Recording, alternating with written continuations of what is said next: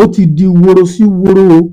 Abíọ́dún Òkèowó èyí tí gbogbo àmọ̀ sí Ọmọbọ̀tí òun náà ti dá Lizzy Anjorin ó ti dá èsì ọ̀rọ̀ padà. Ṣùgbọ́n mo mọ̀ pé ọ̀pọ̀lọpọ̀ nínú yín lẹ mọ̀ tó fàjà láàrin Lizzy Anjorin àti Abíọ́dún Òkèowó. Ẹ wá nǹkan fìdílé, ẹ fìdílé nǹkan. Kí n tú àṣírí tó fàjà láàrin àwọn méjèèjì. Ń gbé yín débẹ̀ tán pátápátá, ń mú láti bẹ̀rẹ̀ bí ìjà wọn ṣe bẹ̀rẹ̀ gangan ní mú wá. Ń wá play àwọn fídíò kan fún yín tí ó jẹ́ evidence fún yín tẹ́yin náà mọ̀ pé ẹ wà mú ẹbí fẹ́lẹ́bí, ẹ mú àrè fálàrí. Ṣé Lizzy ló jẹ̀bi ni àbí Abíọ́dún Òkèowó? Ṣé rí ní 2024 tí Abíọ́dún Òkèowó tó ṣègbéyàwó, Lizzy Anjorin ó support ẹ̀ nígbà tí Gistlover tó fẹ́ máa gbé news ẹ̀ láti lè jẹ́ pé kí ìgbéyàwó náà túká.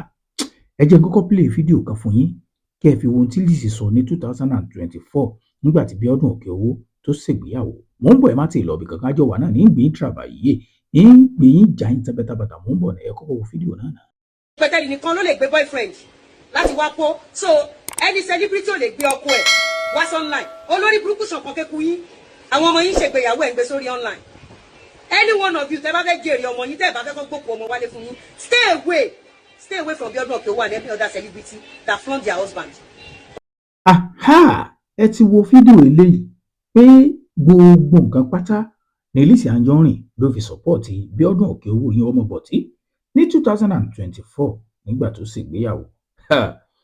Ìgbà náà ní Lizzy Anjorin ó ń ṣe gẹ́gẹ́ bí ọ̀rẹ́ fún Abíọ́dún Òkèowó àti wípé torí ìjà tó wà láàrin Lizzy Anjorin àti Ìyábọ̀ Òjó tóun sọ wípé Ìyábọ̀ Òjó ní Gistlover.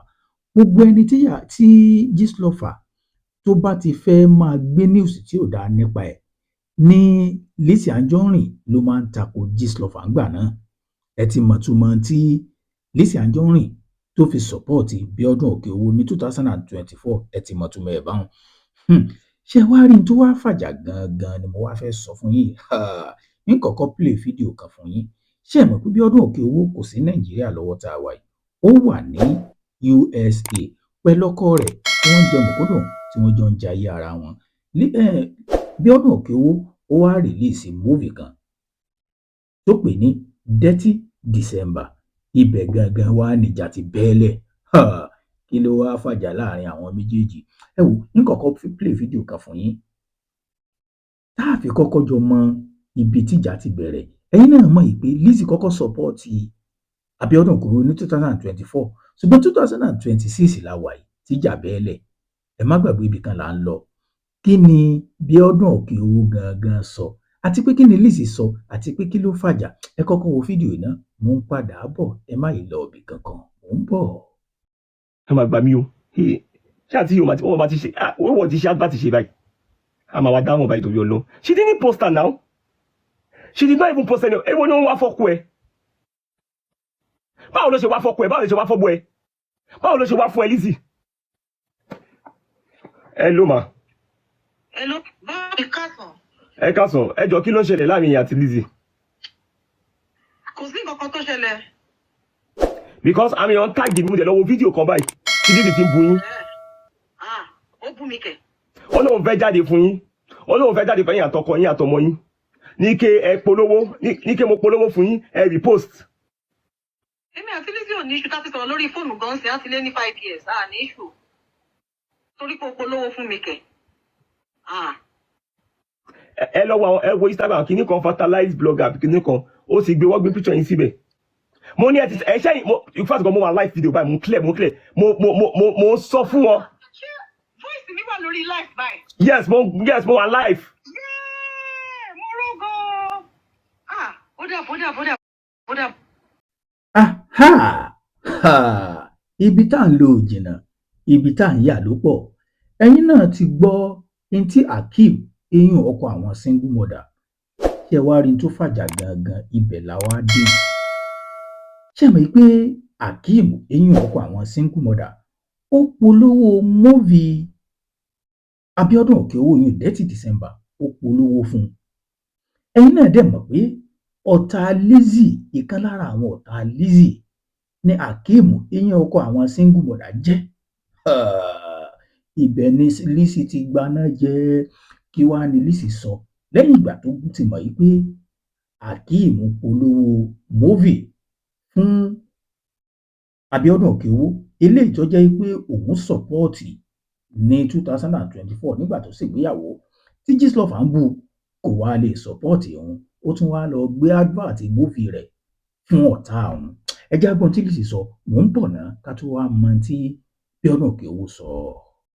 Mo kàn mọ̀ wípé Bíọ́dún ò níṣẹ́ lọ́wọ́, olè ní Bíọ́dún, aláìníṣẹ́, aláìlógo, aláìjẹ́nìyàn ní Bíọ́dún, olórí burúkú ẹ̀dá ní Bíọ́dún ò lájẹ́ lára. Bọ̀bọ́ tó fẹ́ yẹn sẹ́ńdẹ́ ló gbé, bọ̀bọ́ yẹn kàn sórí burúkú nú ayé ni, kò dáa fún Bíọ́dún.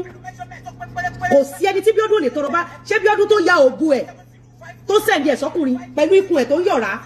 Tí bá parọ́ Bíọ́dún jáde kó o fi báìbù búra pé o sẹ́ndì ìfun ẹ̀ tó ń jẹrà fi gba donation lọ́wọ́ èèyàn kan lábàrámadé sọ̀yà fi báìbù jáde kó o fi báìbù búra. Lizzy sọ òkú ọ̀rọ̀, ó sẹ́ ìpè. Ìfẹ́ play gbogbo ẹ̀, ẹ̀yin náà ṣáàtì rí tí Lizzy sọ lẹ́yìn ìgbà tó gbọ́ pé Omoborty gbé advert fún kan lára àwọn ọ̀tá àwọn eléyìí tí ṣe Akeem eyín ọkọ àwọn single mother. Kí wàá ní Bíọ́dún Òkèowó sọ. Mo sọ fún yín, mo níbẹ̀ là ń lọ, ẹ ti mọ tó fàdé ìjà. Tí n bá wá sọ fún yín pé ó ṣeé ṣe kí Bíọ́dún Òkèowó gan mọ̀ pé Lizzy Anjorin sọ́pọ́ọ̀tì òun ní 2024 ńkọ́, torí inú fídíò tí mo play fún yín ó ló ti tọ́dún 5 táwọn ti sọ̀rọ̀. Ẹ má jẹun pọ̀ lọ́rọ̀, tó bá jẹ́ ìgbà àkọ́kọ́ tẹ̀yin ò ní jẹ́ bá tẹ subscribe button. Ẹ já wá gbọ́n tí Bíọ́dún Òkèowó tó fi reply Lizzy tí ò náà ó fàájà tán pátápátá. Ó sọ̀rọ̀, ẹ jẹ́ n play ẹ̀ fún yín. Ó kọ́ ni, ẹ jẹ́ àjọ kà á. Bíọ́dún Òkèowó ó kọ òyìnbó, ó ní please, I will not appreciate any. You owe nobody explanation on this post. Sometimes speaking up is necessary. Let me make this very clear this time, so nobody will pretend not to understand.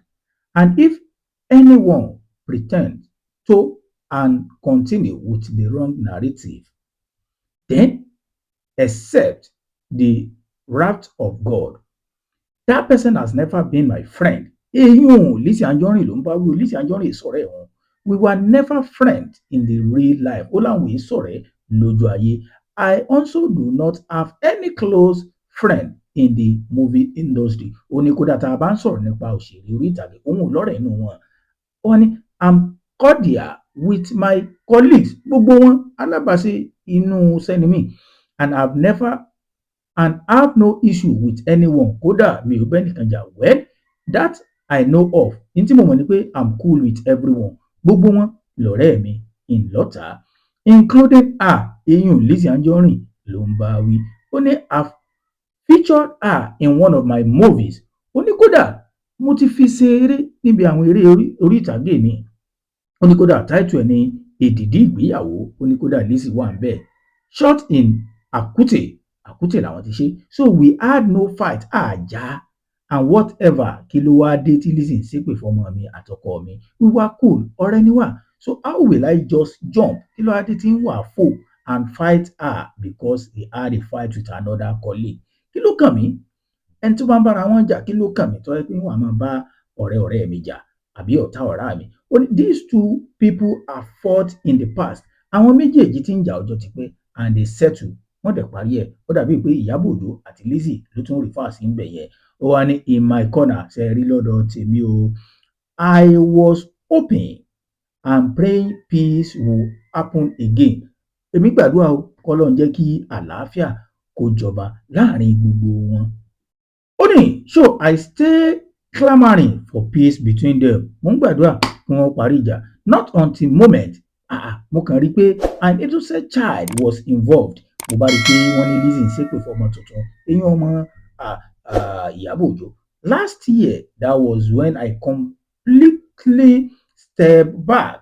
Ó ní bóun sì rí pé Lizzy ń ṣépè báyìí. Lórí àyàgò, òun rọra dúró lábẹ́ jẹ́gẹ́dẹ́ òun torí pé eléyìí ti pọ̀ jù. Kí n má gbà wá lásìkò, ẹ jẹ́ n sáré summarize. Ó ní now to what I address. ó ní lọ́dọ̀ tòun o mi ò sọ́pọ̀tì bó ṣe ń ṣépè èèyàn káàkiri orí ayélujára. Ó ní kódà àwọn post ẹ̀ tóun máa ń like kì í ṣe ibi tó bá ti ṣépè lòun máa ń like. Àwọn bíi normal post tó kàn post síkànnì ayélujára òun ó like ẹ̀ nígbà táwọn ò jọ níjà tẹ́lẹ̀. Ẹ̀yin olólùfẹ́ mi, gẹ́gẹ́ bí n tẹ́ ẹ ti wò, ta ni ká bú nínú Ìyábọ̀ Òjó? Nínú Lizzy Anjorin àti Bíọ́dún Òkèowó. Ẹ̀yin olólùfẹ́ mi, mo tún mú mi bọ̀.